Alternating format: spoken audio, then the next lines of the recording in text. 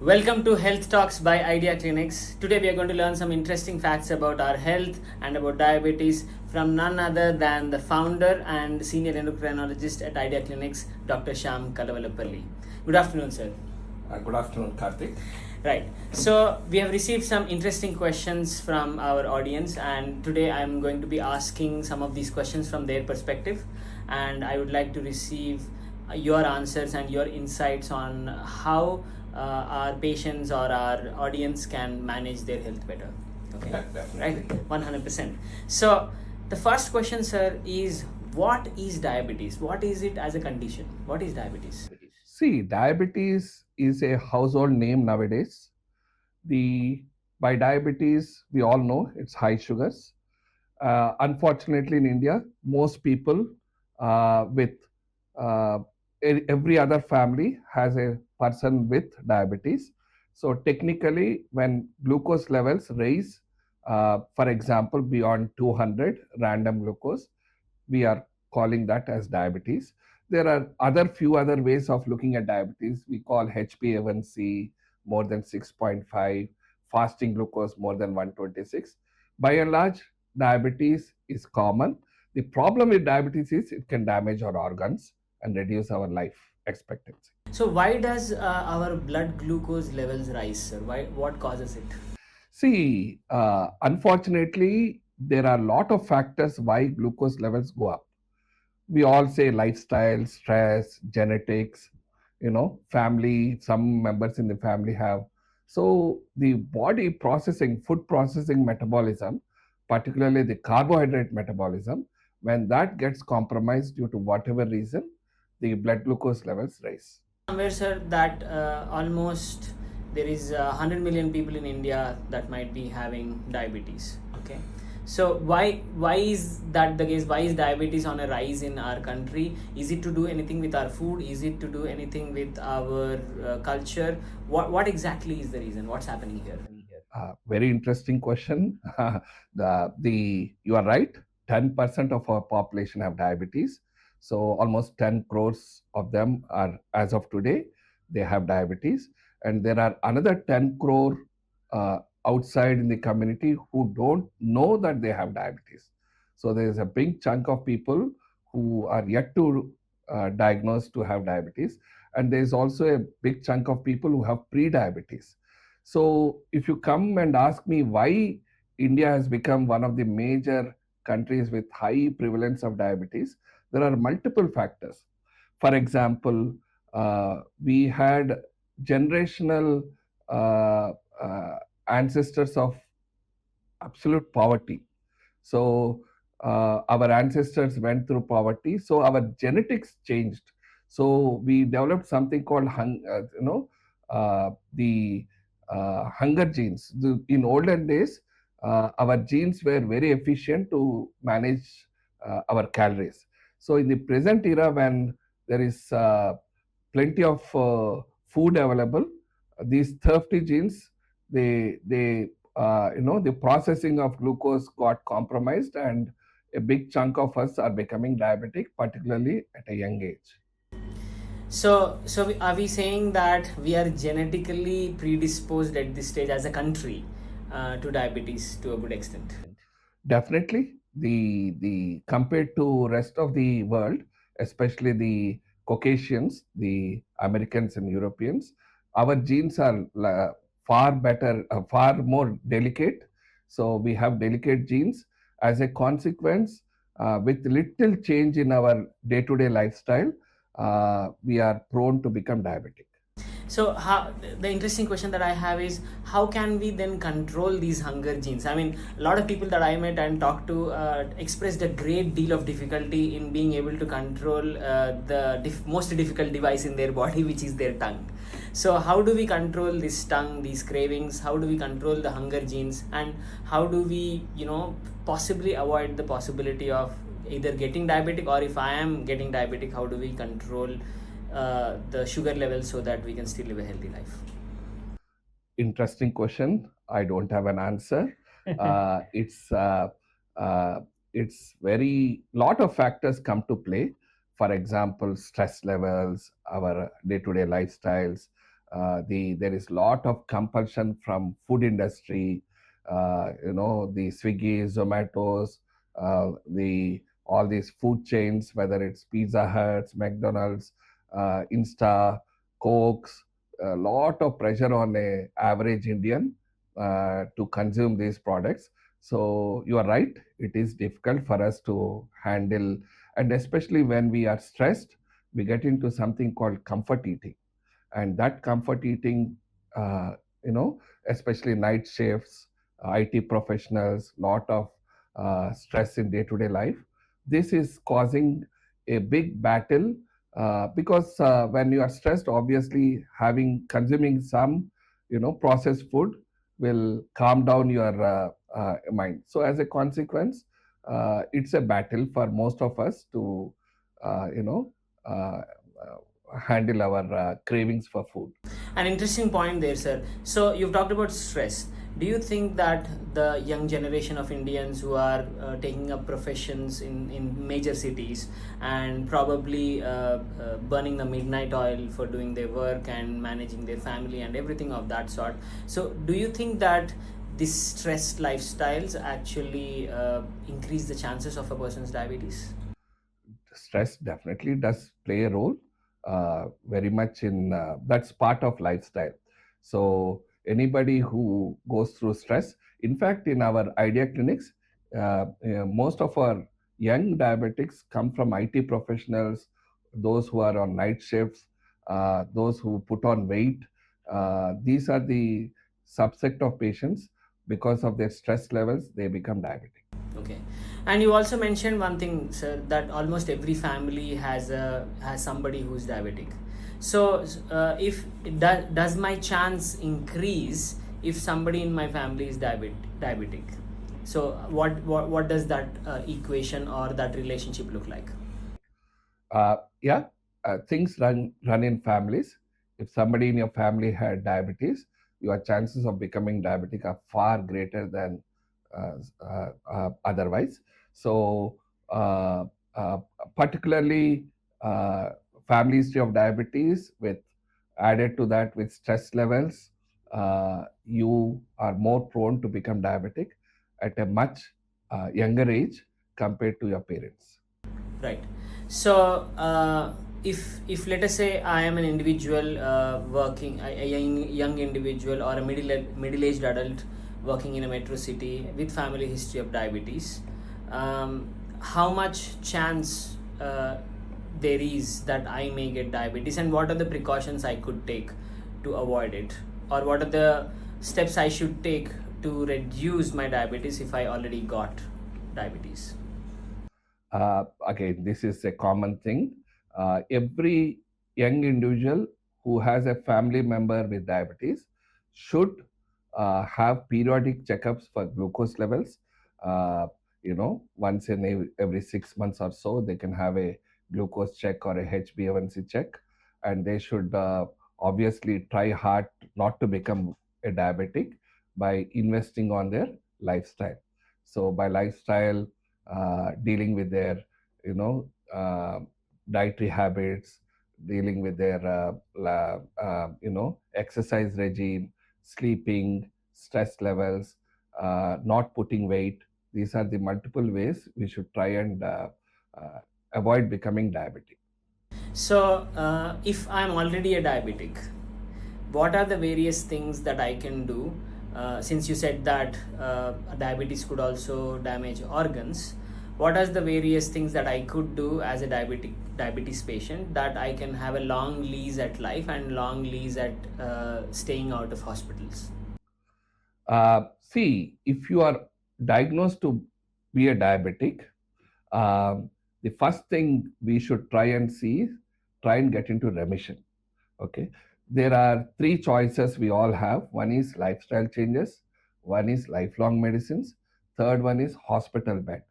And at IdeaClinics, we are very particular that we don't let our people end up with organ damage and pose themselves to premature deaths. So we always, for young diabetics, our focus is to work hard towards their lifestyle changes, dietary habits, and we try to push them towards achieving remission. For those who are unable to achieve that, obviously the next choice is to put them on the appropriate medicines to avoid any organ damage. By and large, the biggest reason for today's hospitalization and premature deaths, diabetes is a big contributor alongside blood pressure and cholesterol. So, for all young and motivated people, the intention is to help them into remission. Right. So that brings me to an interesting question, sir. So, what major, catastrophic diseases could diabetes lead to in a person's lifetime? So diabetes majorly has five complications that we all worry about. The biggest complication is kidney failure. So the biggest reason for dialysis today is diabetes. Most people don't understand this. And people with diabetes are 2 to 4 times more prone for heart problems. They end up with stents, bypass surgeries, heart attacks, and they are also prone for brain strokes, uh, causing paralysis. They can develop retinopathy, causing blindness, and they can develop foot ulcers. They may develop sexual health problems. They may get into depressions. So these are all the complications a diabetic is exposed to. And part of our management is not just managing sugars. Our intention is also stop them from getting into organ damage, getting into a hospital bed with all complications, and exposing themselves to premature deaths. These are the things we should avoid, alongside controlling their glucose levels. Right. So, taking a little bit of a diversion, just out of interest, are there any types in diabetes? Is one type more dangerous than the other? What do you say about that? Diabetes, there are lot of classifications. Predominantly, the two we use commonly are type 1 and type 2. Type 1 diabetes is where usually seen in children. Only 5% of population uh, are having type 1 diabetes. They are usually thin, and uh, they end up on insulin. The predominant diabetes is type 2 diabetes, which affects 95% of population, which are predominantly lifestyle changes. And there are other diabetes like gestational diabetes, which happens during pregnancy, and few others. But by and large, most common diabetes is type 2 diabetes, which is lifestyle driven. Right. So one very personally affecting question that most people that I have spoken to had is, did I cause myself the diabetes, or is it just my family history? Who's more of the culprit? So I would like you to answer this without any sugarcoating, in terms of is it me who caused myself this situation, or is it something else, or are these factors in my control that I did not control, or is it factors out of my control? Very interesting question, Karthik. Uh, so one of the problems is when these patients, particularly young people, when they find themselves to be a diabetic, they go into shock, and they get into guilt. They blame themselves, and they are scared. Uh, in fact, though family history and lifestyle are factors, in India, there are other factors that come to play. There are something called endocrine disruptors, which are due to fertilizers can affect our exposure to becoming diabetic, plastic, air pollution, lot of chemicals. So there are factors beyond an individual's control. Sometimes we get patients who are really upset that they lead a healthy life, still they become diabetic. They don't smoke or drink, they do their exercise, they try to maintain a healthy life. In spite of all that, they do become diabetic, and they are really upset that this has struck them. And for those patients, the factors are not in their control. There are factors beyond them. As I said earlier, lot of factors. And in India, this is something which, even as doctors, we are struggling to understand why a fit young adult, for that matter, people who work in villages, farmers, they are also exposed to this diabetes as a big burden for them. Right. So, in terms of diabetes, what kind of preventive healthcare steps that can be taken by a person who may be exposed to one already? So the preventive steps, obviously, diabetes is all about prevention. First thing is we should try not to become diabetic. So that we can achieve by adopting a healthy lifestyle, stress-free lifestyle, sleeping well, not putting on weight, eating healthy. Uh, so if you become diabetic, my advice is try hard to come off diabetes, get into remission, take help from nutritionists and doctors, uh, and understand the reasons behind why they became diabetic and try to fix them.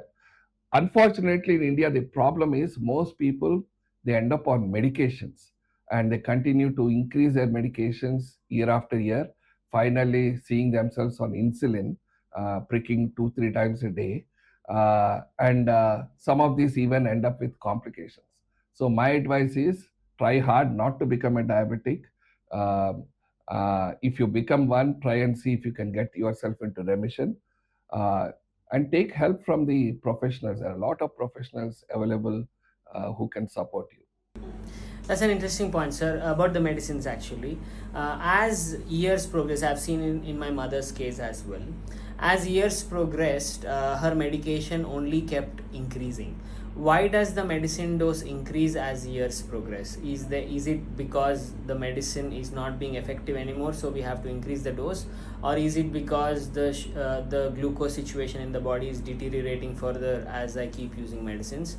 So why does the medicine burden increase as my age increases? Uh, Very interesting question again, Karthik. The diabetes, they say it's a progressive condition. Uh, Much more than whether it's progressive or not. The problem with our society is we are heavily dependent on medicines. We end up starting with a small dose. Even as healthcare providers, as doctors, we initiate on medicines.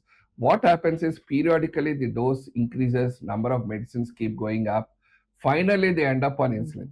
So what we suggest is rather than getting onto this bucket list of medicines, I think you should try hard to focus on lifestyle changes, get into remission. So rather than becoming dependent on drugs, I think one of the things we should proactively as a society should work towards is work on lifestyle changes.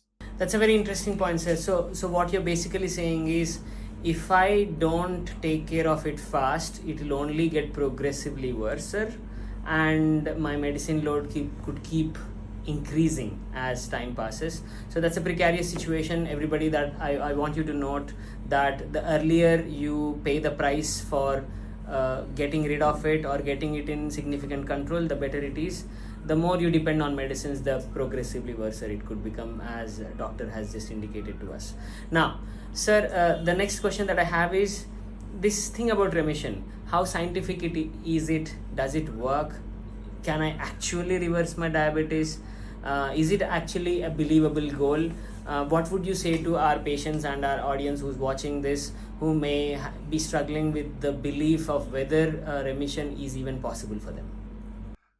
Diabetes, see, there is no magic trick, there is no magic cure. Remission is possible. In fact, in IdeaClinics, a big chunk of our patients, we could get them into remission. It needs a lot of focus, attention, both from the multidisciplinary team. Uh, in fact, I suggest that we should rather than at national level, rather than depending on medications and insulins and tablets for rest of the life, I think we should reimagine the whole diabetes care from a different angle. We should promote a holistic care where a diabetic care is taken care for the whole year. In fact, at IdeaClinics, we have a product called 360 Care. We own their health. We take care of their diabetes management on a day-to-day basis. So the intention is to push them into remission. It is possible. In fact, it is evidence based. There are studies in the UK called direct study, where by adopting a healthy lifestyle, cutting down on carbs, cutting down on the other junk foods, increasing the protein content, fiber content, and few other small tricks in day-to-day eating habits, sleeping habits, remission is very much possible. It's a reality. Wow, that's a beautiful news to know, doctor. Thank you so much for that. Just an off-topic, interesting question. I've seen a lot of patients in the clinic wearing a patch on their hand. What does this patch do? What exactly is its function, and how does it help us? Patch is not a treatment for diabetes. It is only a device, a technology which is very useful. It will help us to monitor our glucose levels 24/7. It will help us understand our metabolism better. It will help us understand how the food is processed, different foods, what happens to our glucose levels when we sleep, when we exercise, when we are stressed, and various other parameters. So just putting a patch on its own may not be useful, but you should take support from the professionals who are dietitians, doctors, diabetic nurses. So we should be able to derive it insights into what exactly happens in these day-to-day fluctuations, and then use that to help achieve remission in diabetes. That's very interesting, sir. So, what you're basically meaning to say is we are actually using technology to profile me as an individual and my patterns and my reactions to various foods, and based on that, I will be given a personalized plan. Is that what we are arriving at? Yeah, very much. It is called precision medicine, personalized care, because our metabolisms are different. What suits one person may not be right for the other. See, one of the things we have been doing traditionally is treating all patients as equals, and one size fits all. That concept is now obsolete. Now the future is all about precision care, personalized care, even medication, technology, the whole multi-professional approach is the way forward. That is what, and the intention is to push them towards remission.